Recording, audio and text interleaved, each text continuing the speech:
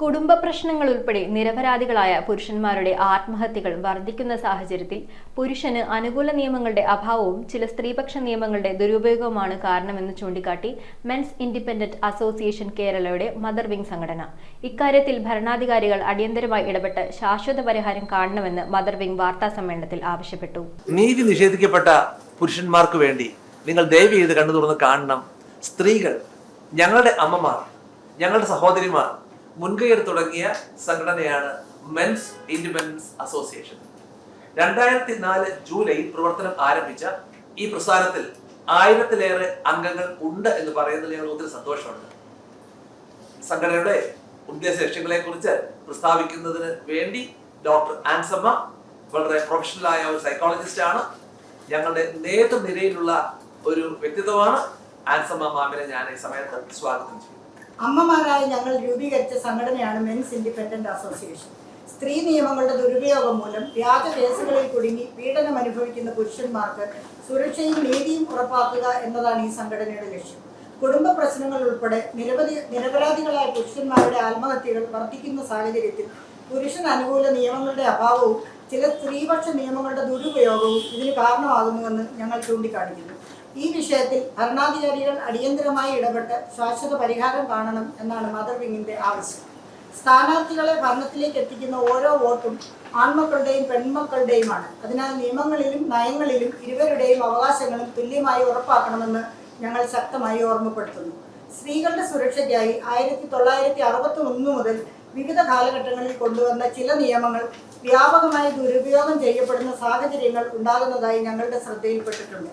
ഇതിന്റെ ഫലമായി ചില നിരപരാധികളായ പുരുഷന്മാർക്കും കുടുംബങ്ങൾക്കും വലിയ അനീതികളും പീഡനങ്ങളും നേരിടേണ്ടി വരുന്നതായി ഞങ്ങൾ ചൂണ്ടിക്കാണിക്കുന്നു. സ്ത്രീ നിയമ ദുരുപയോഗം വർദ്ധിച്ചു വരുന്നത് അധികാരികൾ ഗൗരവത്തോടെ കാണണം. ഇതുമായി ബന്ധപ്പെട്ട തെളിവുകൾ ഞങ്ങളുടെ പക്കലുണ്ട്. 1983 മുതൽ 2014 വരെ അമ്മമാരായ സ്ത്രീകൾ ഉൾപ്പെടെ പലരും കേസുകളിൽ കുടുങ്ങി ജയിലിൽ അടയ്ക്കപ്പെട്ടതായി രേഖകളുണ്ട്. NCRB കണക്കുകൾ പ്രകാരം 47,951 സ്ത്രീകൾക്ക് ഇത്തരം യാതന അനുഭവിക്കേണ്ടി വന്നു. പിന്നീട് ഇവരിൽ പലരും കോടതി നിരപരാധികളായി കണ്ടെത്തി കുറ്റവിമുക്തരാക്കി. അതിനെതിരെ കോടതികൾ സ്വമേധയാ ഒരു നടപടിയും എടുത്തിട്ടില്ല. ഈ വിഷയത്തിൽ ഗൗരവമായ പഠനവും ആവശ്യമായ നിയമപരിഷ്കാരങ്ങളും നടപ്പിലാക്കണമെന്ന് ഞങ്ങൾ അഭ്യർത്ഥിക്കുന്നു. ബന്ധപ്പെട്ട കണക്കുകളും അനുഭവങ്ങളും അധികാരികളുടെ പരിഗണനയ്ക്ക് മദർ വിംഗ് സമർപ്പിക്കുന്നതാണ്. സ്ത്രീകളും പുരുഷന്മാരെ പോലെ വിവിധ കുറ്റകൃത്യങ്ങളിൽ ഉൾപ്പെടുന്നുണ്ടെന്നുള്ള യാഥാർത്ഥ്യം അംഗീകരിക്കപ്പെടണം. ലൈംഗിക അതിക്രമം, ഗാർഹിക പീഡനം, പോക്സോ, ബലാത്സംഗം, വ്യാജ വിവാഹ വാഗ്ദാനം തുടങ്ങിയ കേസുകളിൽ നിയമത്തിന്റെ മുന്നിൽ സ്ത്രീക്കും പുരുഷനും ലിംഗഭേദമില്ലാതെ തുല്യമായ നിയമ നടപടിയും ശിക്ഷയും ഉറപ്പാക്കണം. ഇതാണ് മദർ വിംഗിന്റെ ശക്തമായ ആവശ്യം. മാധ്യമങ്ങളോടുള്ള അഭ്യർത്ഥന: പീഡന കേസുകളിൽ ആരോപിതനായ പുരുഷന്റെ മുഖം മാത്രം പ്രദർശിപ്പിക്കുന്ന പ്രവണത അവസാനിപ്പിക്കണം. വ്യാജ ആരോപണങ്ങളിൽ കുടുങ്ങുന്ന നിരപരാധികൾക്കും മാന്യമായ സ്വകാര്യതയും അന്തസ്സും സംരക്ഷിക്കപ്പെടേണ്ടതാണ്. സാമൂഹിക ക്ഷേമ പദ്ധതികളും അവകാശങ്ങളും ആൺകുട്ടികൾക്കും പെൺകുട്ടികൾക്കും തുല്യമായി ലഭിക്കണം. വിവാഹ തർക്കങ്ങളിലെ കുട്ടികളുടെ സംരക്ഷണത്തിലും വളർച്ചയിലും മാതാപിതാക്കൾക്ക് തുല്യ അവകാശം ഉറപ്പാക്കണം. അതിവേഗ കോടതികൾ വരണം. ഇന്നത്തെ സാമ്പത്തിക സാഹചര്യത്തിൽ സ്ത്രീകളും പുരുഷന്മാരും സമാനമായി വരുമാനം നേരിടുന്ന സാഹചര്യത്തിൽ പുരുഷനെ ഏകപക്ഷീയമായി സാമ്പത്തിക ഭാരവാഹിയായി കാണുന്ന സമീപനം പുനഃപരിശോധിക്കണം. സ്ത്രീകൾ ഒരു പരാതി പോലീസ് സ്റ്റേഷനിൽ കൊടുത്തു കഴിഞ്ഞാൽ ഉടനെ കേസ് ഒരു പുരുഷന് കേസ് ഫയൽ ചെയ്യാനുള്ള റൈറ്റ് പോലും ഇല്ലാത്തൊരവസ്ഥയാണ്. കാര്യം എന്താണെന്ന് വെച്ച് കഴിഞ്ഞാൽ ഈ ഇടയ്ക്ക് നമ്മുടെ ഡൽഹി ഹൈക്കോടതി ജഡ്ജി തന്നെ സൂയിസൈഡ് ചെയ്യുന്നതായിട്ട് വന്നു. ആ സൂയിസൈഡ് ചെയ്യാനുണ്ടായ സാഹചര്യം പോലും കൂടി വ്യക്തമാക്കിയാണ് സൂയിസൈഡ് ചെയ്തിരിക്കുന്നത്. എന്നിട്ട് പോലും അതിനകത്ത് കണക്റ്റഡ് കേസുകൾ പോലും രജിസ്റ്റർ ചെയ്യാനായിട്ട് ഡൽഹി പോലീസോ കോടതിയോ സ്വമേധയാ മുന്നോട്ട് വന്നിട്ടില്ല. പക്ഷെ ഇതൊരു സ്ത്രീ ആണെങ്കിൽ അത് രണ്ടും ഞങ്ങള് അമ്മമാരെ പറയുന്നത് എന്താണെന്ന് വെച്ചാൽ തുല്യ നിയമം ഇവര് രണ്ടുപേരും ഈക്വലാണല്ലോ. നമുക്ക് എല്ലാവരും അമ്മമാര് ഫൈറ്റ് ചെയ്യുന്നതിന് വേണ്ടിയിട്ടാണ്, തുല്യ നീതി അല്ലെങ്കിൽ തുല്യത വരുത്താൻ വേണ്ടിയിട്ടാണ്. അപ്പൊ ഇപ്പോഴും പല നിയമങ്ങളും ഇതൊക്കെ തന്നെയാണ്.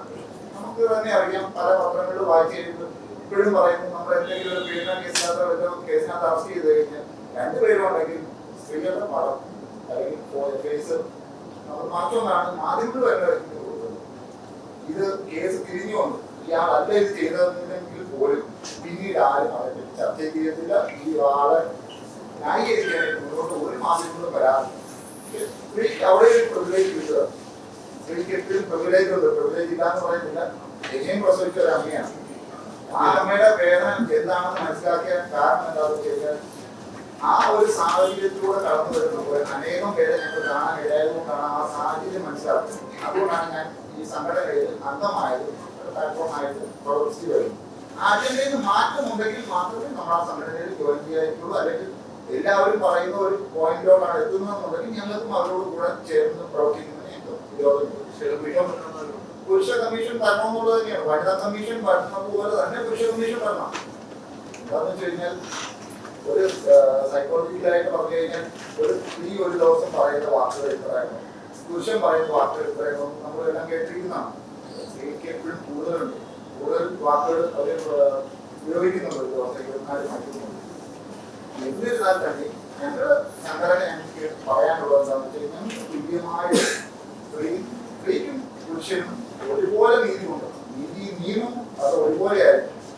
സ്ത്രീകൾ പല സ്ത്രീ സംഘടനകൾ പറയുന്നത് ഞങ്ങൾക്ക് തുല്യത കിട്ടുന്നില്ലെന്നാണ്. ഞങ്ങളുടെ അമ്മമാർ പറയുന്നത് ഇവർക്ക് രണ്ടുപേരും തുല്യത കൊടുക്കണമെന്നാണ്. എല്ലാ നമുക്ക് സീതാ സ്വയംവരമാണ്, സീതയാണ് തിരഞ്ഞെടുക്കുന്നത്. അങ്ങനെ ഒരു കാലഘട്ടം ഉണ്ടായിരുന്നു. അതിൽ നിന്നും പിൽക്കാല വേദകാലം തൊട്ട് ഒരുപാട് സാമൂഹിക അനീതികൾ ഉടലെടുത്തു. ജാതി വ്യവസ്ഥ, സതി, ഫീമെയിൽ ഇൻഫെറ്റിസൈഡ്, അങ്ങനെ ഒരുപാട് അനീതികൾ ഉണ്ടായതിൻ്റെ ഒരു ഭാഗമായിട്ട് തന്നെയാണ് എന്തുണ്ടായത്, സ്ത്രീധന സമ്പ്രദായം അതിനോടൊപ്പം ഉണ്ടായതാണ്. സ്ത്രീധനം ആദ്യമായിട്ട് ഒരു അച്ഛൻ മകളെ ഒരു പയ്യലിനെ പിടിച്ചു കൊടുത്തപ്പോൾ അല്ലെങ്കിൽ പശുക്കളെ കൊടുത്തു. എന്തിനാണ്? മകളുടെ സുരക്ഷിതത്വത്തിന് വേണ്ടി. അതാണ് പിന്നീട് അവനവന്റെ സ്വാർത്ഥ താല്പര്യത്തിന് വേണ്ടി എന്താക്കി മാറ്റിയത്? സ്ത്രീധന സമ്പ്രദായമാണ് ആക്കി മാറ്റിയത്. സ്ത്രീയാണ് ധനം. സ്ത്രീ കൊണ്ടുവരുന്ന ധനത്തിനെ അല്ല പറയേണ്ടത്, സ്ത്രീ തന്നെയാണ് ധനമാണ്. അതിനെയാണ് വളച്ചൊടിച്ച് ഈ തരത്തിൽ കൊണ്ടെത്തിച്ചത്. ഇപ്പൊ നമ്മുടെ പോയിന്റിലേക്ക് കിടക്കുകയാണെങ്കിൽ ഇന്ന് 13 നിയമങ്ങളിൽ കൂടുതൽ സ്ത്രീകൾക്ക് അനുകൂലമായിട്ടുള്ള നിലവിലുണ്ട്. ഫയൽ ചെയ്യുന്ന കേസുകളിൽ 75% കൂടുതലും അക്വിറ്റലാണ്, വെറുതെ വിടുകയാണ്. അതിന്റെ അർത്ഥം എന്താണ്?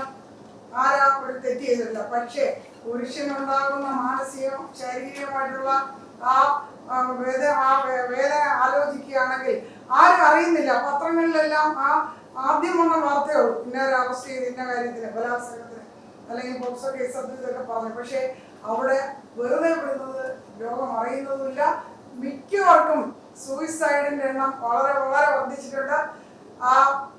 അതായത് cruelty against husbands need for general neutral law, അതിനുവേണ്ടിയാണ് ഞാൻ എൻ്റെ PhD ടോപ്പിക് അത് തന്നെയാണ്. അതിൽ ഞാൻ ഇന്ത്യ ഒട്ടുക്ക് നടത്തിയ പഠനത്തിൽ ഈ മിസ്യൂസ് ആണ് നമ്മൾ കാണുന്നത്. അതുകൊണ്ട് ആർക്കാണ് ഇതിന്റെ ദ്രോഹം ഉണ്ടാകുന്നത്? നമ്മൾ സ്ത്രീകളായ നമ്മൾക്കാണ്.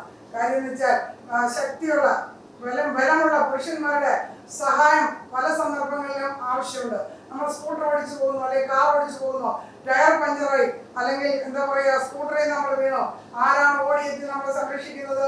ഒരു സ്ത്രീ ഇന്ന് വരെ എടുത്തോണ്ട് പോയി ഞാൻ കണ്ടിട്ടില്ല. പുരുഷൻ തന്നെയാണ് അത് ചെയ്യുന്നത്. പക്ഷേ ഈ നിയമങ്ങളെല്ലാം ദുരുപയോഗം ചെയ്യുന്നുണ്ട്. ഇന്ന് എന്താ സംഭവിക്കുന്നത്? പുരുഷന്മാരെ വിസമ്മതിക്കുന്ന സ്റ്റേജിലോട്ട് പോയിക്കൊണ്ടിരിക്കുകയാണ്. 4 മിനിറ്റ് തുറച്ചു നോക്കിയാൽ തന്നെ അതെന്താണ് കേസാകും. അതുപോലെ തന്നെ പോലീസ് വിളിച്ചു പറഞ്ഞാൽ മതി. ഈ നിയമങ്ങളൊക്കെ ഉള്ളത് കൊണ്ട് ഓടിയെത്തും, പിന്നെ രാത്രി തന്നെ ഉപദ്രവിക്കുന്നു, അല്ലെങ്കിൽ ബലാത്സംഗം ചെയ്യുന്നു, അല്ലെങ്കിൽ അതാണെന്നമായ സ്ത്രീ വിളിച്ചു പറഞ്ഞാൽ ആ സ്പോട്ടിൽ ആൾ എത്തിയിരിക്കും. അതെന്തുകൊണ്ടാണ്? വളരെയധികം നിയമങ്ങൾ സ്ത്രീകൾക്ക് അനുകൂലമായിട്ടുണ്ട്. More than 13 laws are available in India. അത് ഈ സിസ്റ്റം വേറെ ഒരു രാജ്യത്തും ഇങ്ങനെ ഇല്ല. ഞാൻ അതിനെക്കുറിച്ച് പഠിച്ചതാണ്. അതുകൊണ്ട് നമ്മുടെ ഇത് മാറണം. അതിനുവേണ്ടിയാണ് ഈ സംഘടന പ്രവർത്തിക്കുന്നത്. അവിടെ വിവേചനമില്ല. സ്ത്രീയും പുരുഷനും, സ്ത്രീയാണ് വിളക്ക്, സ്ത്രീയാണ് കുടുംബത്തിലെ എല്ലാം. അപ്പം ആ പുരുഷന് അതുപോലെ പ്രാധാന്യം കൊടുത്ത് ആത്മഹത്യയും അവരുടെ കുടിയും അല്ലെങ്കിൽ അവരുടെ നാശമാണെങ്കിൽ കുടുംബങ്ങൾ നശിക്കുകയല്ലേ ഉള്ളൂ. അപ്പൊ എന്ത് വേണം? പുരുഷനും സ്ത്രീക്കൊപ്പം all are equal before law. Constitution article 14 പറയുന്നത് എന്താണ്? all are equal before law. നിയമത്തിന്റെ മുമ്പിൽ എല്ലാവരും തുല്യരാണ്. ആ സ്ഥിതിക്ക് എന്ത് ചെയ്യണം? നമ്മുടെ ഈ 498A എന്ന് പറഞ്ഞ IPC-യിലുള്ളത് ആർക്ക് മാത്രമുള്ളതാണ്? പെൺകുട്ടികൾക്ക്, പെണ്ണുങ്ങൾക്ക് മാത്രമേ ഉള്ളൂ. അതായത് അതിന്റെ ദുരന്തം എന്തൊക്കെയാണ് അനുഭവിക്കുന്നത്? അമ്മ, സഹോദരി, ഇപ്പൊ ഒരു പെൺകുട്ടിക്ക് ജോലിയിൽ കയറാൻ പറ്റിയിട്ടില്ല, 498A ഉൾപ്പെടുത്തിയിരിക്കുന്നു, പ്രതിപട്ടികയിലുണ്ട്. അതുപോലെ തന്നെ സുഖമില്ലാതെ കിടക്കുന്ന മാതാപിതാക്കള്, ഇവർക്കെല്ലാം കോടതിയിൽ കയറി ഇറങ്ങുക. ഇതെന്താ തിരിച്ചാകുന്നില്ലേ? പുരുഷനെ ഉപദ്രവിക്കുന്നില്ലേ? ഇഷ്ടം പോലെ ഉപദ്രവിക്കുന്നത് എനിക്കറിയാമല്ലോ. ഇഷ്ടം പോലെ പല കോടതികളിലും കേസ് ചെയ്യുന്നുണ്ട്, നന്നായിട്ട് അറിയാം. നന്നായിട്ട് കൈകാര്യം ചെയ്യുന്നുണ്ട്. പുരുഷനെ ശ്വാസം മുട്ടിച്ച് ജഡ്ജി വരെ കൊന്നിട്ടുണ്ട്, നല്ലോണം ഉപദ്രവിക്കുന്നുണ്ട്, ആഹാരം കൊടുക്കത്തില്ല, വീട്ടിൽ കയറ്റില്ല, സ്വത്തുണ്ടാക്കിയാൽ വിദേശത്തു നിന്ന് വരുന്ന ആണുങ്ങൾക്ക് വീട്ടിൽ കയറാൻ അവസ്ഥയില്ല. അവർക്ക് പലപ്പോഴും ആത്മഹത്യ ചെയ്യണം, അല്ലെങ്കിൽ നാട് വിട്ടു പോകണം, അല്ലെങ്കിൽ സന്യാസ ജീവിതത്തിൽ പോകണം. ഇതെല്ലാം മാറിക്കിട്ടാനും തുല്യ നിയമമാണ്. ആര് ചെയ്താലും തെറ്റാണ്. 490 എന്താക്കണം? ന്യൂട്രൽ ആക്കുക. എന്തുകൊണ്ടാണ് പുരുഷ പീഡനം എന്നൊരു വാക്ക് ലെക്സിക്കലിൽ അല്ലെങ്കിൽ നിങ്ങളിൽ നിന്ന് കാണുന്നത്? അത് ആണുങ്ങളെ ബലമുള്ളത്. നിങ്ങൾ ധാരാളം എക്സാമ്പിൾസ് കേട്ടിട്ടുണ്ട്. സ്ത്രീ ധനം എന്ന് പറയുന്നത് പോലെ തന്നെ എനിക്കറിയാം, അതായത് കാശുള്ള പെൺകുട്ടികളുടെ അച്ഛന്മാർ അല്ലെങ്കിൽ അപ്പന്മാര് കാശ് കൊടുത്ത് ഒരാണിന്റെ വിലയ്ക്ക് വാങ്ങിയിട്ട് ഒരു ആടിന്റെ വിലയ്ക്ക് വാങ്ങുന്നത് പോലെ ഇരിക്കട എന്ന് പറയുമ്പോൾ ഇരിക്കുന്നു, ചാടിക്കളിക്കട കുതിരാമ എന്ന് പറയുമ്പോൾ കുതിരാമ എന്ന് പറയുമ്പോൾ ചാടിക്കളിക്കുന്നു. അങ്ങനെ എന്താണ്, അതായത് ഒരു ഡോളായിട്ട് അവർ ഭർത്താവിനെ ഹാൻഡിൽ ചെയ്യുന്നത് എനിക്ക് നിങ്ങൾക്ക് അറിയാം. എന്റെ ധാരാളം ഓർമ്മ ശരിയുണ്ട്. അതുകൊണ്ട് എന്തുകൊണ്ട് പെണ്ണെഴുത്ത് വന്നു, ഞാൻ ശരിക്കും എൻജോയ് ചെയ്ത ആൾക്കാണ്, ഒരു വ്യക്തിയാണ്. മാധവൻകുട്ടി മുതൽ മീര വരെ ഞാൻ ഒരു പ്രാവശ്യം വായിക്കുകയും ചെയ്തു. അവർ പറഞ്ഞു വരാനുള്ള വാസ്തവമാണ്. പക്ഷെ ഇത് തന്നെ എന്തുകൊണ്ട് ആണെഴുത്തില്ലാത്തത്? ആണ്ടെ വേദനയ്ക്ക് കരയാൻ ഒരു കവിയില്ല. ജഗത്താർ പറഞ്ഞവരെ ബന്ധപ്പെടുത്തി ആ കാര്യം മാത്രം ഞാൻ പറയാനായിട്ട് ആഗ്രഹിക്കുകയാണ്. സ്ത്രീ എല്ലാ കാര്യങ്ങളിലും മുന്നിലേക്ക് വന്നു. അത് ഒരു കാര്യത്തിൽ മാത്രമല്ല, എല്ലാ കാര്യങ്ങളിലേക്കും മുന്നിലേക്ക്